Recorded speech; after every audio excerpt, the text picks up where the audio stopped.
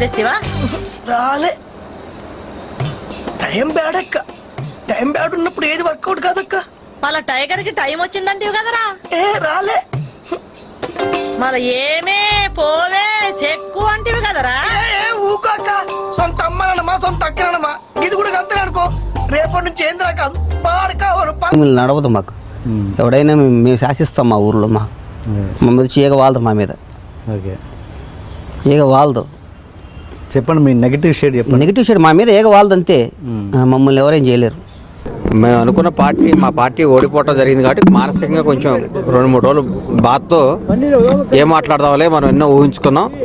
మరి ప్రజలు మనం అనుకున్న దాన్ని తిరస్కరించారు కాబట్టి మనం మౌనంగా ఉండాల్సిన బాధ్యత. ప్రజలు మా పక్షాన్ని లేకుండా అటు టీఆర్ఎస్ వైపు మళ్ళటం జరిగింది కాబట్టి మనం ఏం మాట్లాడకూడదు.